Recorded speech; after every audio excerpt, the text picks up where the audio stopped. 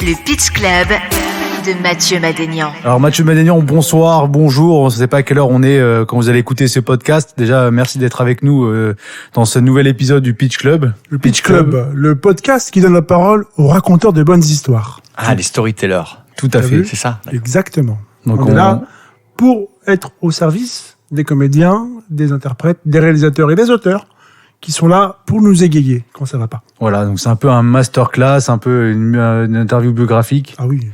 Et masterclass, on est quand même devant un maître. Voilà, un maître, on est honoré parce que c'est un... Honoré ? Grosse pression. Très honoré. On peut faire la liaison avec les haches en plus. Oui, ça, tu peux.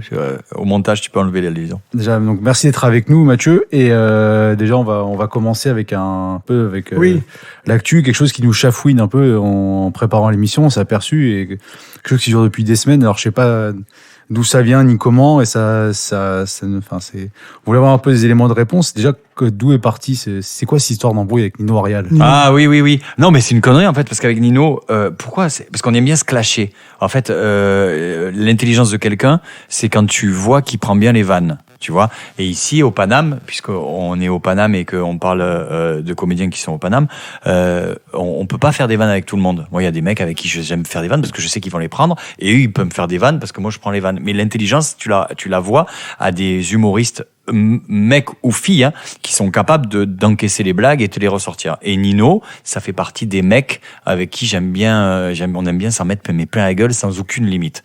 Parce que c'est ça aussi l'amitié, c'est se faire des blagues sans limite en fait, tu vois. C'est comme les gros mots, mais ça on en parlera après. Et donc avec Nino, comme des cons, au travers des réseaux, on s'est dit vas-y, on peut faire la même chose, sauf qu'il y a des gens qui l'ont pris au premier degré en disant ils s'aiment vraiment pas, alors que nous ça nous faisait marrer. Mais la réaction des gens premier degré nous faisait marrer aussi, de voir que des gens me insultaient Nino en me disant il est pas à ta hauteur, pourquoi tu t'abaisses, et les mecs, je recevais des insultes des fans de Nino. Je suis mais ils sont complètement débiles les gens. Alors juste pour information, Nino Arial est un youtubeur, un comédien. C'est un connard avant tout. Aussi. Mais ça, c'est son. Ça, c'est vous qui le dites. Ah, mais c'est sûr. On le sait tous. Propos, et vous assumerez devant les tribunaux. Il est aussi restaurateur. Donc, oui, voilà. Ah, t'as vu un youtubeur, stand-upper, restaurateur. Non, mais ça n'a pas de sens, ce mec-là. Achète une vie. Alors, au départ, ça devait être lui qui devait passer avant toi parce qu'on a procédé par ordre alphabétique. Mais on s'est Arial. dit. Ouais, mais on s'est dit. Il s'est passé un événement qui fait qu'on n'a pas pu le faire. On s'est demandé s'il n'y avait pas des forces extérieures qui sont venues comme ça, là, pour... Je l'ai eu au téléphone juste avant. Tout bizarre, quoi. J'ai eu au téléphone juste avant. Mais ça reste un mec, Nino, avec qui je pars en tournée maintenant, parce que c'est un mec qui est nul sur scène, vraiment nul. Vraiment, c'est honteux de faire ce qu'il fait, mais c'est un gentil gars. Donc, en plus, tu dois récupérer ces conneries quand t'arrives, toi. C'est ça? Mais ça, je le mets en première partie parce que c'est un bon gars. Non, je déconne. C'est sûr que dans quelques années, il va faire partie des mecs qui comptent. Et il commence dans le stand-up, donc et il a la pêche, et puis c'est un mec marrant. Donc de toute manière, le plus dur dans ce métier, c'est être marrant. Après, ce que tu racontes, tu l'apprends par rapport à ta propre expérience, par rapport à ce que tu as envie de raconter, et puis il faut se trouver sur scène. Et lui, il est en train de se trouver, et ça reste un des mecs les plus marrants et les plus gentils que je connaisse. Et justement, donc la rencontre, enfin même l'idée de faire ce faux clash est partie comment Pourquoi ? Ben parce que en fait, pendant le confinement, on s'emmerdait un petit peu, et il a retrouvé des vidéos de moi quand j'étais dans des villages de vacances où j'étais déguisé en bébé, en couche, qui faisait le con et tous des trucs que t'as pas envie de voir, quoi. Et il les a mis sur les réseaux, et il m'a tagué. Quand j'ai vu ça, moi ça m'a fait marrer, mais je me suis dit, je vais trouver des trucs, et j'ai trouvé des trucs. En lui-même était animateur dans des villages de vacances, et c'est comme ça que c'est venu, quoi, en fait. Et on se faisait des stories mais encore une fois, c'était tellement, nous ça nous faisait marrer, quoi. Après, on sent bien qu'il y a quand même un maître et un apprenti. On voit qu'il y a une relation entre vous, un peu comme dans Star Wars. Peut-être, c'est-à-dire qu'il va me tuer à la fin. Je sais même pas si dans Star Wars il tue à la fin. Mais oui, non, c'est en fait. En fait, je pense pas qu'il y ait de hiérarchie. Il y a des mecs qui ont plus de carrière que d'autres. Encore une fois, tu remets ton titre en jeu à chaque spectacle, donc ça veut rien dire. Si ça se trouve, Nino, dès qu'il aura son spectacle, son premier spectacle, il va marcher mieux que mon 4e ou mon 5e, et ça va devenir une restade, l'humour sur scène, tu vois. Ça veut absolument rien dire. C'est là l'avantage du Paname, c'est qu'on est tous égaux, en fait. Il y a pas de mecs qui ont des carrières ou de mecs qui n'ont pas de carrière. T'as des mecs ici, quand on joue, quand tu descends dans ce lieu-là, t'as des types qui sont au RSA et t'as des types qui sont millionnaires, et on est tous égaux, on a tous 7 minutes. Et le seul juge, c'est le public. Donc je crois que c'est Karim Cachot et Kader Aoun et Abdé, ils ont réussi à créer un truc ici. C'est le dernier régime communiste au sens noble du terme qui existe ici. Marxiste. C'est-à-dire marxiste, on est tous égaux. On y est là. Le capital, très important. Exactement. Et la seule valeur des gens, c'est ce qu'ils font sur scène. Le capital derrière. D'ailleurs, tu as eu Gad Elmaleh la dernière fois. Tu vois, il a fait ce qu'il devait faire en temps. Oui. Et ce qui était très marrant, c'est de voir Gad sur scène. Et tu avais des stand-uppers qui ça faisait 2-3 ans qui étaient sur scène, Oui. qui ne l'écoutaient pas, mais qui étaient en train de bosser leurs blagues parce qu'ils passaient après. Oui. Et je trouvais ça dingue. Oui, parce que l'émission est enregistrée au Panama Art Café pour préciser. Ah oui, pardon. Non, mais pas de souci. Non, On c'est dit là, ça c'est là aux pour gens qui écoutent parce aux qu'ils disent auditeurs. qu'on est peut-être, je sais pas où, dans une cave quelconque. Mais on est dans une cave. On Ouais, est là, dans on un parle Mais endroit pas n'importe quelle cave. Oui. assez mythique quand même. Ça, on va venir juste après. Et par contre, j'ai une question parce que tu parles de Nino. Avant, tu bossais avec Thomas. Enfin, et j'ai l'impression que Thomas VDB. Donc, j'ai l'impression que t'as bien bossé avec d'autres gens, avoir un espèce de sparring partner pour tester tes vannes, même si On souffre douleur, je dirais. Oui, souffre-douleur. avec ça. Enfin, j'ai l'impression que même si c'est une discipline qui se fait en solo, j'ai l'impression que toi, tu fais partie de Mais ceux je qui devais être aimeraient comme bien. ça au début. Ouais. Quand j'ai commencé, mais même pas quand j'ai commencé, j'ai mis, je me rappelle Tom Villa, il était un peu pas en galère, mais et donc ça lui a permis de partir en tournée avec moi, ça lui a permis d'écrire un petit peu, de faire ses cachets. On a toujours eu ce truc-là de pas de partager parce qu'on n'est pas non plus l'abbé Pierre, mais de faire profiter le plus de gens possible, surtout des gens talentueux si c'est possible et des gens gentils. Mais moi. C'est un one man show, donc on parle de seul en scène, on parle de one man show, donc t'es seul, c'est un métier où t'es seul, donc dès que tu peux t'entourer de gens qui te servent et à qui tu sers, quand ça reste pas un côté trop intéressé, je trouve ça plutôt pas mal. Donc moi, dès que je peux, je bosse avec d'autres personnes, parce qu'il y a rien de plus triste que d'être seul dans la vie, quoi, et dans le boulot, quoi. Surtout dans les tournées. Ouais, et puis c'est un sport d'équipe de toute manière, Ouais. le one man. Hein. Je veux dire, seul, au bout de 4 mois, t'as fait toutes tes blagues. Donc il te faut des auteurs, il te faut des gens qui t'inspirent, des gens qui te donnent envie d'être plus marrant qu'eux. C'est un petit, il y a de la compète mais gentille. Et puis il te faut des gens qui pensent à toi avant, qui croient plus en toi que toi tu ne crois en toi. C'est compliqué ce métier parce que tu peux vite t'endormir sur tes lauriers, croire que il te faut l'apporteur de mauvaises nouvelles. On parlait de Kader Aoun, c'est pas un mec qui va me dire que je suis bon. Il me dit quand je suis bon, mais il me dit toujours quand je suis mauvais. Et c'est ça qui te permet d'avancer. Alors Kader Aoun, comment tu veux le présenter? Comment votre Comme par rapport à toi un mec dans ta vie, t'as 2-3 personnes que tu rencontres et qui changent la tienne. Kader, il a changé la mienne. Grâce à lui, j'ai une maison à metteur en Paris. scène, producteur. Et Bien puis qui c'est quand même. c'est le Kaiser Soze de présenter. l'humour français, c'est-à-dire que tout le monde a envie de bosser avec Oui. lui et on sait pas où il est et puis il choisit les gens avec qui il a envie de bosser. C'est quelqu'un qui, comme je t'ai dit, il a cru en moi plus que moi j'ai cru en moi. C'est quelqu'un qui s'intéresse beaucoup plus à l'artistique qu'à l'argent. Sinon, il n'en serait pas là. Et pourtant, il est plein de thunes, cet enfoiré. et c'est quelqu'un qui aime les artistes. Qui aime foncièrement les artistes. C'est lui qui a fait pas mal de choses avec Jamel. C'est lui qui a fait les derniers bons spectacles de Jamel, c'est lui. C'est lui qui a créé le Burger Quiz. C'est lui qui a écrit tout ce que fait Ardisson, c'était lui. C'est lui qui... La série H. La série H, c'est lui Omar et Fred, c'est lui plein de Canal Plus idées. Cléopâtre. Et c'est quelqu'un qui recommence à zéro sans arrêt. Très Totalement à zéro. Donc il le sait, je vais pas le répéter, je le dis sans arrêt, je lui dois tout ce que je suis là. Si on discute ensemble maintenant, là, c'est parce qu'il a été là, quoi. Donc pour toi, c'est très important quand on est comédien, quand on fait du stand-up, d'avoir autour de soi donc un entourage qui te permette de te challenger et également d'un entourage plus proche pour t'aider à écrire. Ah mais c'est obligé. Mais si j'ai fait 4 ans de chronique chez Drucker, 10 minutes par semaine. Si jamais j'avais pas des auteurs comme Stéphane Ribeiro, Yohann Zawi, Kader Aoun et des mecs qui me disent il faut pas aller là, faut faire ça sur cet invité. Mais au bout de 2-3 mois, t'as raconté tes plus belles blagues et t'as plus rien, t'es vide. Il te faut des gens qui te nourrissent et que toi tu te nourrisses d'autres personnes. En fait, c'est les vases communicants ce truc-là. Tu vois des mecs comme Ahmed Sparrow, des mecs comme Tom Villa, c'est parce qu'ils ont fait ma première partie. Quand j'ai vu les passages de Ahmed, je lui dis vas-y, rajoute cette blague, fais plutôt ça. Et même lui il m'a dit fais ça, fais ci. Tu crois? Ouais, et on teste. Et ben voilà, c'est comme ça qu'on avance en fait. C'est une espèce de tu vois les bonhommes qu'on jette sur une vitre et ils tombent au fur et à mesure. Tu vois ce truc-là? Et ben nous c'est l'inverse en fait. C'est le but du jeu, c'est que quelqu'un te jette sur une vitre et que au fur et à mesure en tombant, t'avances. Et tu remontes. Voilà, tu remontes. Et il tire tout le monde avec. Ouais, il y a un côté comme ça. Mais Tout moi, le parce que monde- moi, on tout le m'a monde fait comme aidé. Moi, on m'a aidé. Donc, si je peux aider les gens, je le fais. Et c'est pas aider, en fait, parce qu'ils m'aident aussi. Le Pitch Club. On avait prévu de voir ton fabuleux spectacle, Oui. le dernier, Ouais. mais on l'a pas. Peu encore- de l'a gens ont vu. Malheureusement pas encore vu, donc normalement on aurait dû le voir et C'est en ça. parler ensuite. Mais bon, comme on te connaît un petit peu, on t'a vu sur scène régulièrement. Est-ce que tu pourrais nous parler donc de ce dernier spectacle que tu as fait où tu parles beaucoup de ton père? Oui, justement, une question par rapport à ça, c'est aussi quand on voyait tes affiches, non pas.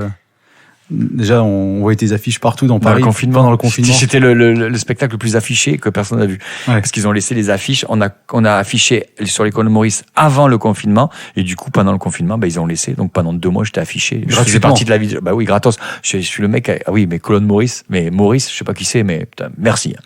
T'as gagné des followers avec ça? Est-ce que j'ai gagné des followers? Les gens se demandaient, mais qu'est-ce que c'est ce spectacle? Il faut aller bizarre, machin. Mais j'ai été affiché. Je sais pas. Je suis réseaux sociaux par la force des choses, mais je suis pas dans la pêche aux abonnés. Le fait de faire de quoi avec Nino, ça m'a amené des trucs, tu vois. Mais et le fait d'amener Nino avec moi des fois en tournée, du coup, comme il est beaucoup suivi, mais je cherche peu. D'ailleurs, même lui s'étonne de ça. Il me dit mais pourquoi? Vas-y, tag-toi, fais des. On s'en fout. Je dis qu'est-ce que tu fais là? Vas-y, vivons le truc, on s'en fout. Quand on gagne 10, les followers, c'est pas très important. Enfin, c'est pas très important, c'est important, mais je suis pas dans la pêche à ça. Oui. Et alors donc ton spectacle c'est par rapport à Comment il donc s'appelle spectacle déjà familial, un spectacle familial.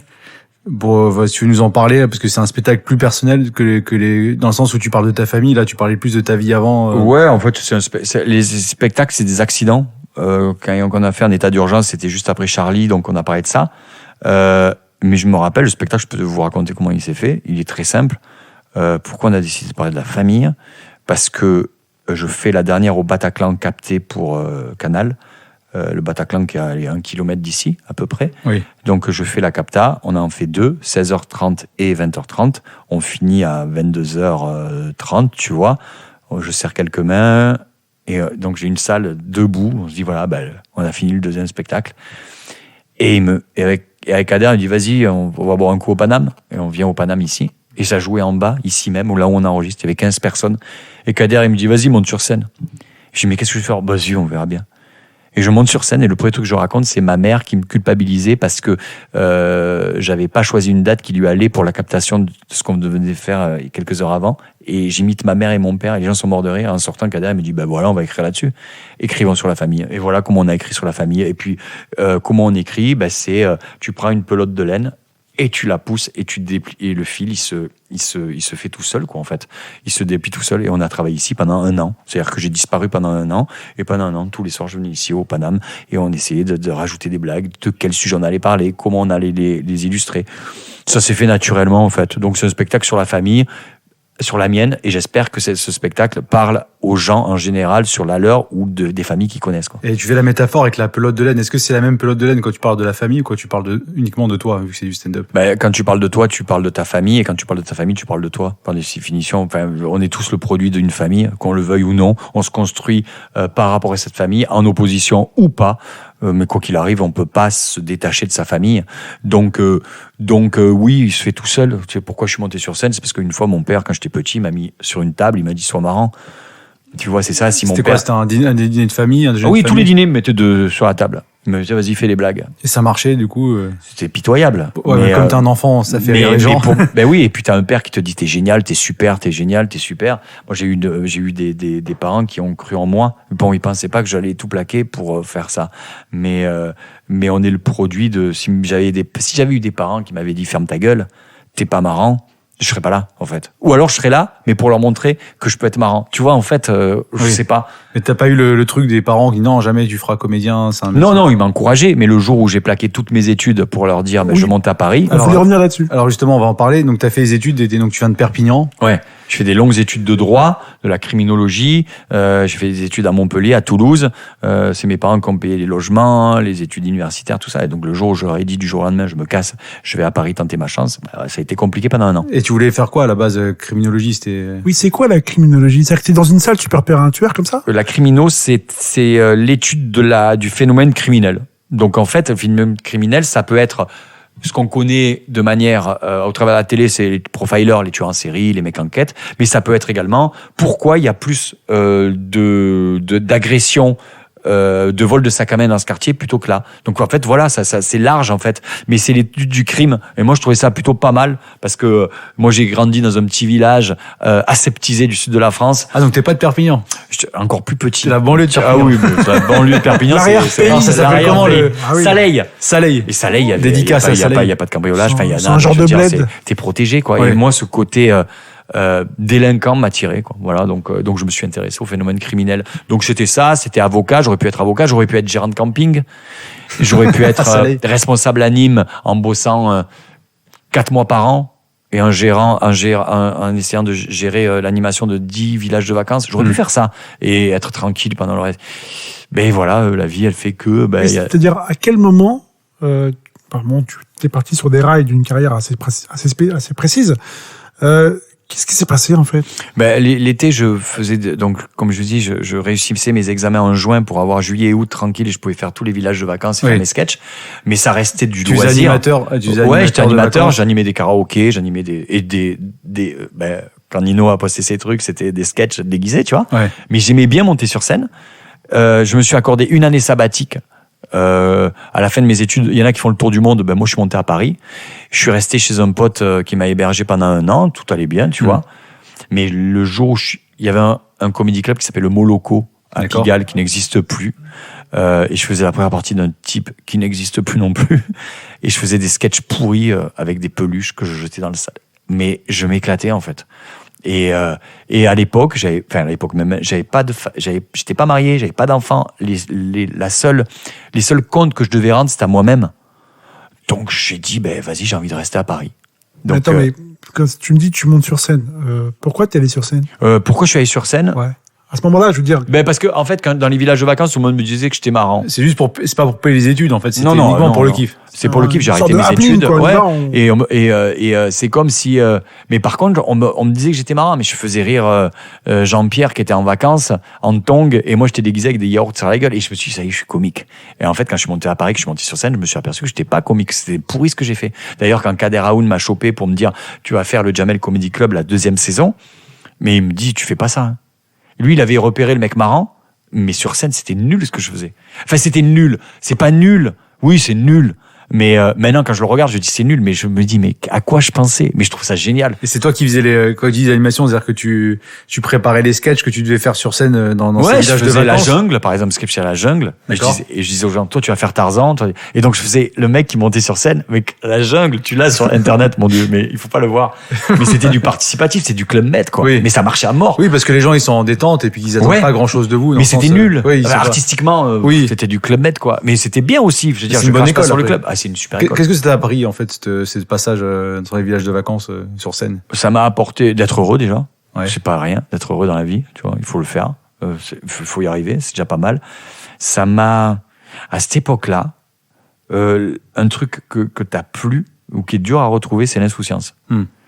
C'était des moments où je montais sur scène, j'étais en village de vacances, et je me posais pas la question de ce que j'allais faire en septembre. J'étais heureux. Et je me dis, mais je suis bien là. Être au bon moment, au bon endroit. C'est rare dans la vie. Et quand tu l'as, ce truc-là, faut essayer de le garder. Et en montant à Paris, en essayant d'être sur scène, quand je suis sur scène maintenant, et que les gens rigolent à des blagues que j'ai écrites, je me dis, je suis au bon endroit, au bon moment. Je sais que c'est ça. Voilà. C'est rare. Je l'ai pas vécu trop dans ma vie perso. Tu vois ce truc-là? J'aimerais le vivre en me disant, c'est la bonne personne avec qui je suis au bon moment, au bon endroit. C'est rare ce truc-là. Et professionnellement, j'essaie de m'approcher de ce truc-là le plus longtemps possible. Alors, souvent, quand on parle avec des comédiens, le moment où on monte sur scène est assez compliqué. Il y a des gestions de stress. Souffrance, on parle de souffrance. Toi, est-ce que tu as toujours... Enfin, je veux dire, quand tu montes sur scène, dans quel état tu es maintenant? Et comment t'étais au début? Est-ce que tu vois une évolution dans ton état avant d'aller sur scène? T'as le stress un peu, mais je ne comprendrai jamais ces comédiens, surtout quand t'as de l'expérience, on dira pas de nom, qui ont mal au ventre avant de monter sur scène, qui sont stressés, qui se mettent... Surtout après ce qu'on a vécu avec le Covid, tout ça, dire qu'on fait des métiers où on se met en danger, on prend des risques, je trouve ça totalement déplacé. Maintenant, il faut arrêter les conneries parce que on gagne. Je te parle des gens connus, moins connus, mais ça, on gagne très bien notre vie, on fait des métiers, on fait des grasses matinées, on se couche tard, on fait la teuf. Tu te lèves à quelle heure, toi, en général? Moi, je suis un vieux de la vieille, je suis un fonctionnaire, je me lève à 9h, comme un connard, et je fais jamais la fête. C'est tôt pour un C'est comédien. tôt, c'est très tôt. Ouais. Mais j'ai la belle vie. Donc jamais tu me verras dans les ah oui, je prends des risques. Oui, c'est un métier. Non mais attends, va se sauver et va gagner 1200, 1500 euros brut et sauver des gens qui meurent en mettant ta propre famille en danger. Là, tu fais un métier qui est compliqué. Ouais, tu là, parles tu des fais un soignants, métier. ouais. Voilà. T'es infirmière, t'es docteur, t'es chirurgien, Ouais, et tu t'es dois pompier, gérer. ouais. Là, oui. Là, mais depuis la crise du Covid et tout ça, quelqu'un qui dit je fais un métier, des comédiens et des comédiennes qui vous disent on prend des risques, je leur fous ça dans le fion. Vraiment. T'as entendu honteux. ça? Ah ben oui, mais tu les entends avant. Ouais. Même avant, déjà, je trouvais ça dingue de se dire, mais putain, mais quand même, il passe à la télé, je sais combien il gagne, ce mec-là. À quel moment Enfin, je comprends pas comment on peut être... Si tu es stressé, fais pas ce métier. Fais un métier qui te stresse pas, va bosser à la poste, tu auras pas de stress. Mais si tu as choisi de faire ça, mais pas la merde que t'as. Et en plus, tu mens. Mais, Tu mens, t'es heureux, arrête, faut arrêter les conneries. mais parce que Jacques Brel, par exemple, qui a une grande carrière, il disait qu'il vomissait avant de monter Ouais, sur scène. alors tu vois, j'aime beaucoup Jacques Brel. Je pourrais avoir j'aimerais qu'il soit là et lui dire mais arrête, tu vomis avant de monter sur scène. Pourquoi tu fais ce métier? Pourquoi c'est pour ça? Peut-être parce qu'il veut bien faire. Peut-être que c'est par conscience mais à ce professionnelle. point-là, mais se rendre malade, on fait pas ce métier pour être malade, on fait ce métier pour être heureux. Parce que kiffer. c'est un métier artistique, c'est un métier de choix. Ouais. Moi, j'ai fait le choix de pas vomir. Hein. Comment tu... Mais voilà, on parle de Jacques Brel, là, j'ai l'air con, les gens ils vont écouter, ils vont dire vas-y. Il va tomber mec, sur tous les fans de Jacques Brel. Ouais, il est en train de cracher sur Jacques Brel. comment tu perçois la salle quand tu arrives? Quand tu arrives, quand tu vois les gens, qu'est-ce qui t'arrive tout de suite en tête? C'est ton texte? Ou bien tu as envie d'aller sur d'autres trucs des fois pour un peu coller à l'ambiance. un peu improviser? Bon, alors, Toi, je pense que c'est comme au foot. Je suis nul au foot, tu vois. Et quand je joue au foot avec les mecs du Paname, il y en a qui arrivent à déjà avoir... ok, ça c'est mon équipe. Ok, toi tu vas jouer là. Ok, toi tu vas jouer là. Ok, dès qu'ils ont la balle, voilà où ils ont 4 coups d'avance, tu vois. Ouais. Et moi je suis nul. Je sais même pas où jouer. Je cours, on dirait un canard. Je sais même pas dans quel sens je vais. Eh ben, je pense que je suis. Mais c'est juste. Bah, ils sont bons au foot, mais ils ont aussi l'expérience. Ça fait 10 ans que je joue au foot ou 15 ans que je joue au foot. Ben, moi, ça fait 10 ans, 15 ans que je monte sur scène. Donc, il y a des réflexes que t'as, Ouais. qui sont inexplicables. Tu sais que même quand ça va mal se passer, ça va bien se passer. Parce que c'est pas grave, en fait, de prendre une tôle. Et même si tu prends une tôle à notre niveau, on prend plus de tôle parce qu'on a des tiroirs. Donc, tu sais exactement sur qui tu vas t'amuser, qui va rire avec toi dans la salle, qui t'aime pas, comment ça va se passer, les sujets à aborder. Et t'arrives à te démerder. C'est comme du rafting. Quand ça se passe mal, c'est comme du voilier quand ça se passe bien. T'as du vent. Et quand c'est du rafting, mais t'arrives au bout. Et c'est quoi la bouée, justement, quand ça se passe mal? Tu prends un couple, ça c'est un peu facile. Tu prends et puis moi j'ai 3 spectacles dans les dents. Tu vois que j'écris. Et puis il y a des blagues que j'ai jamais faites ou que je fais quelquefois, des vannes de secours.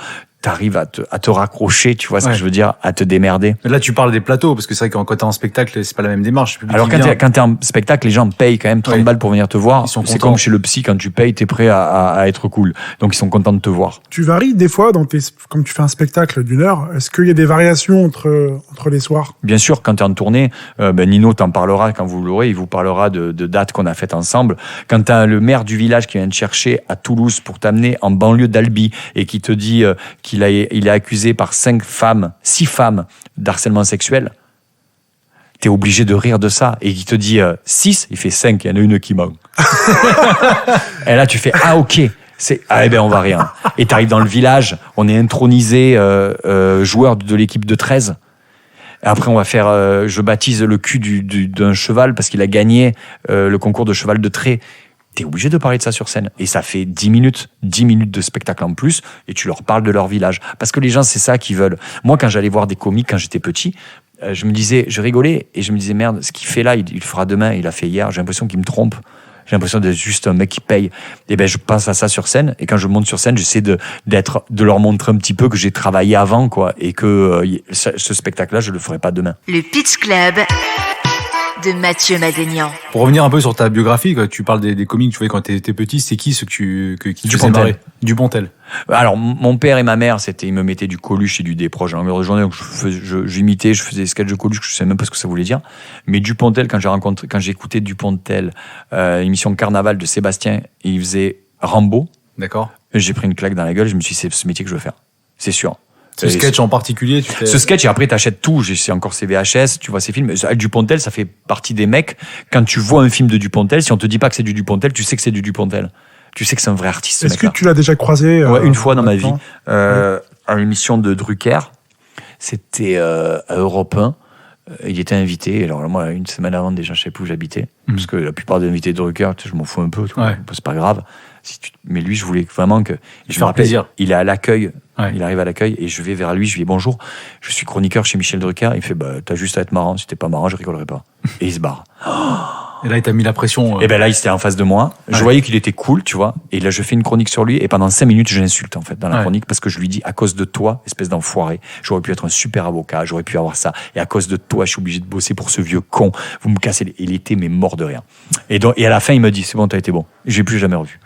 Mais ça reste pour moi Parce que un Dupontel, artiste. un peu, au niveau du parcours, il y a quand même des ressemblances. Parce que lui, Avec moi. à la base, il devait être médecin. Ouais.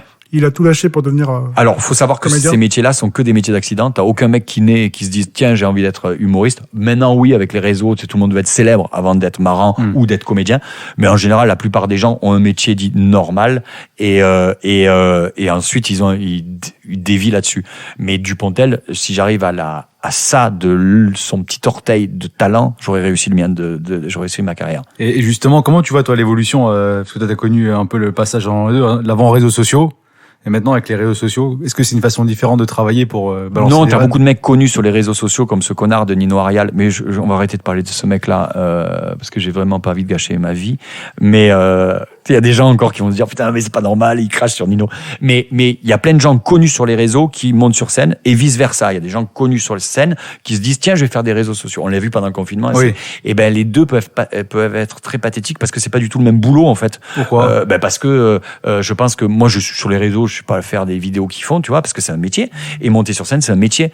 Il y a des gens qui oublient que c'est un métier. Et c'est un métier qui s'apprend il faut 10 ans de carrière pour assurer un petit peu. Mais t'es obligé un peu de passer par là pour faire augmenter tes abonnés. Donc Non, il y a des gens qui vannes. montent pas sur scène et qui sont très bons sur les réseaux sociaux, tu vois. Oui, sans mais tu fais des stories, enfin tu fais des petites vidéos marrantes parce que donc tu te prends au jeu finalement. Oui, parce qu'on est à la base, c'est un métier pour être. Enfin, le point commun, c'est d'essayer d'être marrant, mais c'est un vrai métier de monter sur scène en fait. C'est pas du tout. Nino te le dira. Nino, c'est une star des réseaux, mais quand il montait sur scène, il me dit ah oui, c'est pas le vrai taf. Norman, ça a marché parce qu'il y a Kader Aoun qui l'a pris et ils ont bossé ensemble, il lui a appris. Mais ici, on a plein d'exemples de mecs très connus sur les réseaux qui prennent une claque dans la gueule. Ouais. Parce qu'ici, tu peux pas mentir. C'est l'avantage, en fait, de la scène. Ouais. Quand on me dit, tu préfères faire quoi? Les réseaux, la télé, la radio, ou des films. Je préfère la scène. Pas parce que c'est ce que je voulais faire quand j'étais petit, ou parce que je suis monté sur scène, sur Paris pour faire de la scène. C'est le seul endroit où tu peux pas tricher. Tu peux pas faire de montage. J'ai fait Drucker pendant des années. J'ai sauvé des chroniques au montage. Tu fais une blague qui est pas ouf. Tu la coupes. Tu mets un plan d'un mec mort de rire au premier rang sur une autre blague et tu la calques sur. Et là, tu te dis, mais il est génial son passage. Ouais. Parce que tu peux tricher. Sur scène, tu peux pas tricher. Et les vrais mecs marrants, c'est sur scène qu'on les voit. C'est pas à la télé ni à la radio. Est-ce que tu considères que tu fais du stand-up comme humour? Qu'est-ce que ça veut dire le stand-up? Si c'est, je sais absolument pas ce que ça veut dire ce mot-là. Il y a des gens qui font du stand-up ou pas, je ne sais rien. Je sais pas ce que je fais. Je suis juste un mec avec un micro qui essaie de divertir des gens en essayant de parler de lui un petit peu et en essayant d'englober le plus les gens en leur parlant d'eux, de la société, du monde dans lequel ils vivent. Maintenant, savoir si on fait du stand-up. Il y a différents types d'humour. Il y a des gens qui font de l'humour. Mais déjà, le problème déjà de parler de l'humour. En fait, c'est comme si d'analyser l'humour, c'est comme, je prends toujours cet exemple-là, c'est comme les gens qui veulent savoir comment le cœur d'une souris ou d'un crapaud marche. Tu sais, quand on était petit, on faisait ça. En SVT. On mettait et on ouvrait la grenouille, on disait, ah putain, il marche comme ça le cœur. Mais à la fin, la grenouille, elle est morte. Donc, à force de se poser la question de savoir comment marche l'humour, on va le tuer, cet humour-là. Arrêtons un peu de se poser la question, d'analyser. Tu sais, les gens qui disent, moi, je fais de l'humour noir. Non, tu fais pas de l'humour noir. C'était de justifier de pas être marrant. Donc tu te dis tiens je fais ça, donc c'est pour ça que les gens ils rigolent pas. T'es pas marrant. Il y a pas les gens se posent pas de questions. Tu mets quelque chose. Tu sais moi la plus belle image que j'avais vue c'était Baffy chez Ardisson. Vous l'avez vu? Il y avait des indigènes qui étaient invités. Oui. Et Baffy était là. D'Amazonie. D'Amazonie. Ouais. Ok. Mais qui avait un plateau dans la bouche. Et Baffy à un moment donné, il a sorti une vanne, mais pas aux indigènes. Ouais. Il a sorti une vanne à un autre invité et les indigènes ont rigolé. Et Ardisson a dit, mais pourquoi vous rigolez? Ça n'a pas été traduit. Et le mec regarde à Ardisson et il lui dit, on ne sait pas ce qu'il a dit, mais cet homme est marrant. C'était communicatif. Ouais. Voilà. Ils ont senti le Ben, truc. c'est tout. Donc t'es pas dans le... Parce que justement, toi, t'as vu l'arrivée du stand-up, parce que t'es arrivé... Mais Guy Bedos faisait du stand-up, des proches faisaient du stand-up, plein de gens faisaient du stand-up. Donc pour avant. toi, il y a toujours eu du stand-up en France, mais là... Moins, alors, t'as le stand-up américain, Ouais. anglais, anglo-saxon, où là, c'est beaucoup plus sociétal parce qu'ils ont de l'avance sur nous. D'accord. Et que ils parlent de leur mais Leur classe Guy Bedos, sociale, quand il ouais. faisait sa revue de presse, bah c'était une revue de stand-up sur la politique, hein. Ouais, mais il parlait pas de lui en tant que Guy Bedos, c'est qu'il... Il parlait Guy Bedos qui parle de politique au travers de ses textes, il parle de lui. On sait que c'est un homme de gauche qui est dégoûté de la gauche caviar, donc tu sens la sensibilité du gars en fait. Est-ce que tu penses que qu'est-ce que tu penses de l'humour actuellement en France? Comment tu le juges en fait? Putain, alors ça c'est une question. Ton point de vue d'humoriste c'est un peu- professionnel depuis presque 20 ans. Ben, je trouve qu'il a évolué en bien, parce qu'avant, il fallait juste être marrant. Enfin, du moins, là, on parle pas de mecs comme Guy Bedos ou machin, parce que c'était vraiment des... Notre époque. Là, je parle de technique, Non, et c'est-à-dire surtout, de c'était des- fabrication de technique. vannes. Ben avant, il fallait juste être marrant. Quand j'ai commencé mon premier spectacle, mais quand je le regarde, j'ai fait merde. Ah oui, d'accord, j'ai écrit ça. Mais parce que on faisait des blagues. J'inventais des histoires que j'avais pas vécues. On parlait de nains. Non, maintenant, tu faut obligé de dire nains, dit personne de petite taille, mais la plupart, enfin, moi, j'ai jamais croisé de nains, et pourtant, je parlais de nains comme si tout le monde connaissait les nains. On faisait des blagues des blagues pas faciles, mais des blagues, comment dire, on était marrant pour être marrant. Et maintenant, je pense que tu ne peux plus être marrant pour être marrant. Faut amener un autre truc. Parce qu'il y a des gens qui arrivent avec des gros propos, avec une analyse soit de la société, soit d'eux-mêmes, soit des gens, soit de machin. Donc, il faut le propos. Avant, c'était la vanne avant le propos, et maintenant, c'est le propos avant la vanne. Faut être intéressant et ensuite trouver la blague. C'est-à-dire qu'il y a une forme de scénarisation au niveau de la vanne. Il faut qu'il y ait un contexte. Il faut qu'il y ait non seulement un peu plus de fond qu'avant, marrante, et le tour de magie qui déplace la vanne sur un autre domaine et qui disent et les gens se disent putain, on s'y attendait pas, on n'avait pas vu ça comme ça, et en plus le mec il illustre de manière marrante. Le Pitch Club de Mathieu Madénian. T'as habité à côté du Paname. Oui. Avant J'habitais en face. Non C'est mais ce ça que nous a dit c'est le Abdé. destin. Abdé, on passe le Des bonjour, forces qu'on a préparé ésotériques, l'émission. particulières. Il y a des trucs. Là, c'est Des pas sorciers arméniens, apparemment. Ouais, Oui, je suis oui, venu. apparemment, à La Erevan, première fois que je suis monté à Paris, 4 mois, je vivais, mais t'as le Paname, en face du Paname, en fait, c'était un club de tango, un truc de danse. Et c'est une fois au Paname, au bout de 2 ans, au Paname, j'étais dehors, comme ça, je fumais une clope et je regarde, et je me dis, il me dit quelque chose, cet immeuble. Et j'appelle une copine que j'avais pas eue depuis des années, qui m'avait eu une sous-location. Et je lui dis, mais j'étais où? Eh ben, je crois que mon pote, il habitait Pierre-Levé, rue de la Pierre. Je fais, nom de Dieu. Et je me vois là, putain, je me dis, c'est dingue. Et j'habitais en face du Paname, à 3 mètres. Parce que c'est un signe du destin, en quelque sorte. Non Ah, là, oui. Là, je l'ai pris comme ça. C'est pas un hasard, en fait. Ma grand-mère, elle disait, on n'a pas beaucoup de talent dans la vie. D'accord. On en a 1 ou 2. Quand tu l'as, fais de l'argent avec. Ouais. Parce que s'il n'y en a pas beaucoup. Et je préférais avoir d'autres talents. Je préférais me dire, je sais opérer des gens à cœur ouvert. Je pense que je servirais plus. Je suis un mec plus ou moins marrant. Ben voilà, profitons-en. Et des fois, ben, le ciel, comme disait, même si c'est une grosse connerie, comme disait Paulo Coelho, il conspire pour toi. Ouais. Là, il a conspiré pour moi. J'ai eu beaucoup de chance. Hein. Si Des j'ai un signes de enfant, je ne dirais l'invisible. pas de faire ça. Hein. Des signes de l'invisible. Oui, c'est ça, ouais. Comme disait Mitterrand, les forces de l'esprit. Exactement. Actuellement, enfin, on te voit beaucoup à la télévision, au travers donc tu vas faire des séries, pas mal de projets comme ça. Pour toi, c'est l'étape suivante, c'est-à-dire que là, quand tu te figures dans les 2-3 ans qui viennent, là, c'est de la scène toujours, et également... J'aimerais continuer, j'aimerais écrire un 4e spectacle. Maintenant, tout ce qu'il y a autour, alors déjà, c'est pas un truc que tu décides, parce qu'il faut que ton agent t'appelle. Tu vois, il faut que tu aies un signe, c'est pas toi, ah tiens, je vais faire du cinéma. Ah, non, pas toi qui décides, hein. C'est les gens qui t'appellent, des réals que tu fais bander et qui ont envie de te voir dans leur film. Donc, et moi, j'aime bien maîtriser le truc. J'aime bien faire des choses. Tu vois, là, si j'ai un sketch ce soir ou 3 vannes, je le fais ce soir. Personne va je dois demander l'autorisation à personne, ni je vais pas attendre mon coup de fil de quelqu'un. Tu vois, ici, on fait ce qu'on veut. Il faut être marrant, c'est tout. Mais j'aime bien avoir cette maîtrise sur les choses. Donc, le cinéma, la télé, ça me fait kiffer, ça me fait sortir de ma zone de confort parce que c'est quelque chose que je savais pas faire. Moi, je suis pas comédien, je suis juste un humoriste. Donc, j'apprends à faire ça. Je prends des cours de théâtre. À moyen terme, oui, j'aimerais continuer à écrire, à jouer dans des séries qui me font kiffer, pas faire n'importe quoi non plus. Mais mon vrai métier, ça reste encore la scène, ouais. C'est quoi les films qui te font kiffer actuellement? T'as vu des choses récemment que t'as adoré? Mais en fait, je sais pas trop. Qu'est-ce que j'ai vu? Je regarde pas trop la télé parce que le problème, c'est que je vais plus au cinéma. Les séries, maintenant, j'ai plus le temps parce que j'attends d'avoir une gastro pour les voir et j'ai pas de gastro. Mais c'est long. Mais Pourtant, t'as mangé au resto de Nino Real. Mais putain, ouais, pourtant j'ai. Ça a été mais ça allait, c'était pas ouf. Ça allait. Voilà.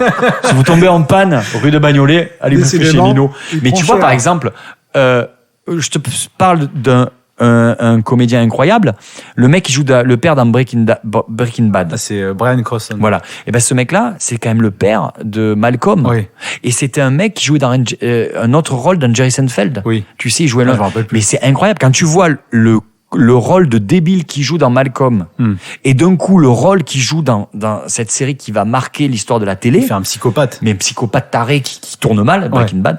Et je trouve ça fou en fait. Et ben avoir une telle palette, ouais, j'admire ces mecs-là et je me dis, putain, est-ce que je pourrais le faire? Là, j'ai tourné dans une série pour TF1 avec Joey Starr et Cécile Bois qui s'appelle Gloria, où je suis blond, et je joue le rôle d'une espèce de débile, un gitan breton, mal habillé, qui vit chez une vieille et qui a un passé un peu louche. Je me suis régalé à le faire parce que c'est quelque chose que tu sors de ta zone de confort. Et le fait de se dire artiste, alors est-ce qu'on est artiste, je sais pas, mais c'est de sortir de sa zone de confort, de pas s'endormir. Et c'est comment tourner avec Joey Starr? C'est cool. Moi, j'ai bien aimé. En plus, un mec, avec moi, il a été sympa. Et puis, Vous ça avez bu du envoie. rhum? Oui, bien sûr. Et puis, ça envoie. Hein. Putain, qu'est-ce que ça envoie? Quel bon comédien. Tu l'as en face. Ah oui, c'est dur de pas reculer comme ça. Il faut rester devant. Parce que il y a des gens qui, il y a des gens comme ça, quand tu les mets devant une caméra, tu as beau faire ce que tu veux. La caméra, même si elle est fixe, t'as l'impression qu'elle les regarde à eux, en fait. C'est quoi? C'est le charisme? Je sais pas, parce que t'as des gens qui ont aucun charisme dans la vie et que dès qu'ils passent devant la caméra, il y a un truc qui se passe. T'as des gens, ils sont faits pour ça. Joey Starr, quand il est devant la caméra, tu fais putain, oui, d'accord, ok. Et Tu peux tirer tes testicules derrière, il se passera rien. Et toi, t'as pris des cours de théâtre? Ouais, j'en prends encore, ouais. Ah, donc tu te perfectionnes. Ouais. Des fois, les golfeurs qui toute leur Mais carrière, les cours ils de ont des théâtre. profs, Ah oui, parce que déjà, moi, je savais pas jouer, je savais pas pleurer sur commande, je sais pas jouer la comédie, je sais pas jouer le drame. Moi, quand sur scène, il faut pas qu'il y ait de silence. On m'a bossé et on m'a dit, faut pas qu'il y ait de silence. Normal, il faut que les gens rigolent toutes les 15 secondes. Ouais. Et là, je bosse les silences. Donc les mimiques du visage, tu fais des fois quand tu laisses des silences. Ah, si j'avais pas eu mes cours de comédie, j'aurais pas eu les couilles de le faire. Ah ouais? Parce qu'on peut être beaucoup plus intéressant dans le silence que dans la parlotte. Et quelquefois, le rire peut être beaucoup plus fort après un silence que, alors, pam. Des fois, tu mets un silence et boum, ça explose plus. Oui, je voulais revenir là-dessus, en fait. On en avait parlé avec David. On se connaît depuis très longtemps. Et j'ai vu ton humour évoluer, avancer. Au début, tu étais dans le métro, tout ça. Et après, je t'ai vu commencer à faire des petits, comme tu dis, des silences, des grimaces. Tu regardais le public comme ça, un peu triste. Est-ce que ça, c'est quoi? C'est ton harmonité qui remonte à la surface? C'est un truc. Le fait d'être, je pense que le fait d'être, alors après, t'as plein de choses qui t'arrivent dans la vie, qui te rendent plus ou moins triste, ou pas triste, mais qui te font prendre du recul, sur plein de choses. C'est un métier qui est particulier parce que, on monte sur scène pour dire aux gens et essayer de rigoler à mes blagues, s'il vous plaît. C'est ça, en fait, ce métier-là. C'est juste monter sur scène et faire, voyez, vous m'avez vu, vous rigolez à mes blagues. Donc, il y a un côté de je sais pas de mal-être, parce que ça revient à dire le contraire de ce que je disais tout à l'heure. Taciturne. Mais ouais, il y a un côté, je pense qu'on a tous des problèmes psychologiques dans la vie, en fait, surtout dans les sociétés contemporaines comme la France. Et les mecs qui montent sur scène, je pense que le jour où j'aurais réglé certains trucs dans ma tête, j'aurais plus besoin de monter sur scène. Mais pour l'instant, je les ai encore, donc j'ai besoin encore de... Si j'ai fait un spectacle sur ma famille, c'est quelque part, j'ai voulu leur dire un truc, tu vois. Ils ont rien compris d'ailleurs. Mais putain, ils auraient pu écouter le spectacle. C'est-à-dire que tu montes sur scène, c'est une sorte d'analyse. Ouais. Et donc, il y a une catharsis, tout ça? C'est ça que tu veux dire, le fait de débloquer quelque chose? ça, donc, sur scène. Je sais, j'ai toujours pas compris pourquoi on faisait ce métier. J'ai pas compris, en fait. Je sais pas. Parce que l'argent, il y en a plus. En gros. Le fait d'être célèbre, tu peux être célèbre maintenant en montrant ton cul sur Instagram, si tu le montres bien, avec un bon truc, tu deviens... Ça faut faire des squats. Ouais, oui, c'est ça. Ou avoir un bon Photoshop. Oui, c'est ça. Donc, je sais même pas pourquoi on fait ce métier. On fait ce métier peut-être pour régler des trucs, en fait. Quand Gad monte sur scène maintenant, c'est pour régler des trucs. Hein. Il parle de sa famille, il parle de lui, il parle de... C'est la différence entre les États-Unis, l'Angleterre et la France, c'est que là-bas, les pays anglo-saxons, les mecs, c'est vraiment une psychothérapie. Il y a des mecs qui se mettent des balles dans la bouche. Hein. Donc c'est pas des conneries, hein. Quand t'écoutes des types comme... Il y en a plein. Dans Pushing, comment ça Crashing. s'appelle Crashing, pardon. T'as ce comédien un peu gros et le héros essaie de le sauver. C'est un stand-upper très connu et il lui fait dire, il le sauver de l'héroïne et l'autre il dit mais laisse-moi, j'ai envie de me droguer, laisse-moi, ne me sauve pas, je veux être libre de me mettre en l'air et de me suicider si je veux. Tu l'as dans Louis aussi, il voit un vieux pote à lui avec qui il faisait les vieux comédie club et son pote à la fin lui dit je suis venu te dire je me suicide. Et il lui explique pourquoi. Il faut le voir cet épisode-là parce que ça parle vraiment de leur taf à eux parce qu'on peut pas se comparer. Hein. C'est pas les mêmes. Ici, les mecs, ils viennent. C'est pas des problèmes existentiels qu'ils ont. Hein. Mais il y a un moyen d'en parler en tout cas. C'est-à-dire que pour toi, tous ces profils qui viennent pas de scène de base, qui sont arrivés sur la scène un peu par accident, ils ont, comme c'est un peu de la criminologie, tu remarques des traits communs. En chacun, tu repères un truc. Tiens, tu montes sur scène, tu vois pourquoi. Ah ben oui, t'écoutes les stand-up. Maintenant, c'est accessible à tous, mais écoutez les stand-up sur Amazon, sur Netflix. Personne peut faire le dernier spectacle d'un tel ou d'un tel parce qu'il parle de lui, parce qu'il parle d'expérience perso et qu'il dit et t'as sur le même sujet, t'as plusieurs avis. C'est génial. T'as un mec comme Chris Rock qui va défoncer le mariage et puis t'as un autre type que j'écoutais hier qui va te dire que le mariage c'est génial et qui chie sur les stand-uppers qui disent que le mariage c'est pourri et parce qu'il dit vous savez pourquoi il est pourri votre mariage parce que vous êtes avec une conne ou une connasse ou un con, c'est pour ça. Moi ça fait 10 ans, ma femme au bout de 10 ans elle continue à me sucer. Tu sais pourquoi elle te suce pas toi? Parce que tu pues, tu te laves pas, tu laisses pousser tes poils et il enchaîne et puis c'est une ode au mariage. Et c'est super original, mais il a pas écrit ça pour se dire, alors voyons, je vais être original, je vais voir combien de vues je vais faire sur Instagram. Il s'en bat les couilles. Il a dit parce que ça lui tenait à cœur, et il y a de la rage, il y a même pas de blague. C'est juste un mec pendant 2 minutes qui défonce les gens qui chient sur le mariage en leur disant, vous savez pourquoi il est nul votre mariage? Parce que c'est vous qui êtes nuls. C'est tout. Et pourquoi, à ton avis, aux États-Unis, il y a plus de stand-uppers qu'on voit dans les séries? C'est traditionnel, ouais. En fait. C'est plus. Il y a un public de stand-up. Ici, à Paris, t'as des comedy clubs. Et encore une fois, on est dans le comedy club qui marche le mieux. Les autres, ils ouvrent le vendredi, samedi. Ici, t'as des spectacles tout le temps, toute la semaine. Mais dès que tu vas à Bordeaux, à Lyon, qui sont quand même des grosses villes, tu peux jouer. Tu sais, le bassin des gens qui viennent même en spectacle. Moi, quand je joue mon spectacle, je dis pas que je ramène des gens, mais je joue 2 fois à Nantes devant 700 personnes, donc je fais 2 fois 700. Et c'est fini. J'ai épuisé les gens de Nantes qui voulaient me voir. Mais à Paris, tu peux jouer 1 an. Du mercredi au samedi. C'est un autre monde, Paris. C'est le côté métropole. C'est le côté Paris, il y a beaucoup plus de monde. Et ce que tu fais à Paris, tu peux pas le faire ailleurs. C'est comme ça. Il n'y a pas de comedy club ailleurs. Hein. En Angleterre aussi, apparemment, je crois que c'est à Londres. Enfin, que et, Londres les autres villes, non, tu joues, c'est un peu. Ouais, c'est vraiment un truc de grande ville en fait. aux États-Unis, c'est plus. Il y a 20 Paris. Il y a 50 Paris. T'as New York, Los Angeles. Et puis t'as une tradition, t'as des gens qui aiment le culture stand-up, qui ont été élevés là-dedans. Tu croises des stand-uppers étrangers des fois, d'autres pays? Non. Quand tu vas à Montréal, ouais. Mais je veux pas être halluciné. Les mecs qui se branlent pour. Quand t'écoutes les autres, je sais pas. Mais non, mais tout le monde, à un moment donné, t'as eu la mode des gens qui voulaient aller à Montréal, mais les gens de Montréal, eux, veulent venir en France parce qu'ils ont que 3 lieux dans lesquels jouer. Et puis, j'ai pas trouvé, et alors là, j'assume le niveau des Québécois hallucinant, quoi, tu vois. Je sais qu'il y a une légende sur Montréal. Non, mais c'est n'importe quoi. Dingue. Non, mais ils en reviennent tous, hein. Mais après, c'est un truc très, très québécois, peut-être que c'est. Et puis là-bas, je me dis, mais il y a un truc bizarre, c'est que les Québécois, ils sont anglophones, ouais. Tu vois. Ils habitent à 1 heure en avion de New York. Oui. Si c'est si bon, pourquoi ils vont pas à New York? Ouais, c'est clair. En fait, c'est des Américains, quoi. Pas français. Moi, j'étais à Perpignan, je suis monté à Paris. Ouais. Donc, il y a une espèce de low cost un peu bizarre, des mecs qui disent, ah, les Québécois, mais on va pas à New York, pourquoi? Peut-être qu'ils ont pas le niveau, en fait. Parce que sinon, tu y vas. Non, mais sans déconner, t'es à 1 heure. Moi, je suis à 1 heure de New York si j'ai le niveau, et je sais que j'ai pas le niveau. Par contre, là, je le dis. Comédie, c'est l'art, mais je peux servir à la rigueur, mais c'est tout. Hein. Juste pour dire, par rapport à Charles Aznavour, on va terminer. Oui, l'Arménie. Ton anecdote, tu avais une anecdote que tu l'avais rencontrée. Ah oui, j'ai plein d'anecdotes, mais la fois où j'avais rencontré la plus marquante, c'est après un spectacle qu'il était venu voir à l'Apollo. Il vient dans les loges après pour me dire qu'il a rien entendu parce qu'il a oublié son appareil auditif, ça fait plaisir. Et il me dit, vas-y, on se rejoint au resto à côté, c'est italien, ça. On bouffe, il y a une longue table, il y avait Samina Seri, bref. Il y avait Red One, il y avait tout le monde. Redouane Bougueraba. Ouais, il y avait Ahmed Sparrow qui était venu aussi. Je me mets à côté de Charles, et en face de moi, j'ai une personne asiatique un peu grosse, et une bombe atomique asiatique à côté de lui. Tu vois. Le mec, on me parle, il est négociant en vin à Macao, à Genève et tout. Et Aznavour, en rigolant, me dit, vas-y, mais dis-lui, demande-lui son nom. Je fais, mais quel est votre nom? Il me dit, Kim Jong-nam. En fait, c'est le demi-frère de Kim Jong-un. Non. Le père, ouais. C'est le frère en fait, c'est le demi-frère du mec qui gère la Corée du Nord actuellement, et le fils du grand Kim Jong-un. Je les connais plus, en fait, les noms. Un, Nam, bref. Il y a Il, Nam, Un. Bref. Et donc, on parle comme ça, et il me dit, mais là, moi, je suis... Et en fait, ce mec, comme un con, il s'était fait virer du royaume parce qu'il était allé à Disney au Japon. En cachette, tu sais, il était allé en cachette, et son père a pris ça, il lui a déchiré le passeport, il a dit, dégage de mon pays. Il lui a plus jamais parlé. Déshérité. Et depuis, lui est énervé contre son demi-frère, il le défonce, et le demi-frère veut le tuer. Il me dit, il veut m'empoisonner. Après, il me dit, tu veux de la pizza? Non, merci. Et ça va aller.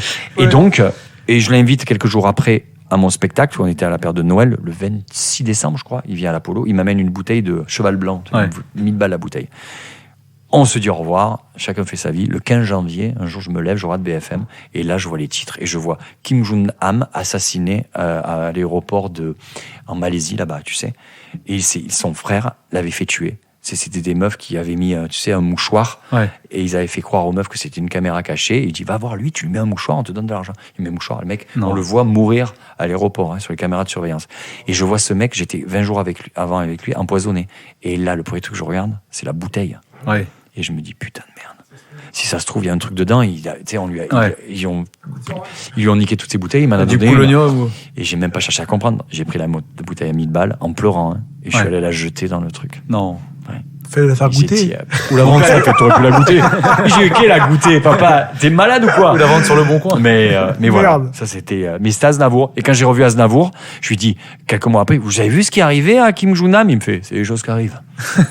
Je dis, pardon? Se faire empoisonner par son propre frère. Bon, merci en tout cas, Mathieu. Merci beaucoup. C'était super. Et bonne continuation pour la suite, pour les projets, nouveaux prochains spectacles. Déjà terminé la tournée on espère pour toi de cet actuel spectacle. On verra. Et puis pour le 4e spectacle, et on espère des rôles au cinéma, à la télé, en veux-tu, en voilà. Inch'Allah. Merci Matt. À bientôt, salut. Le Pitch Club.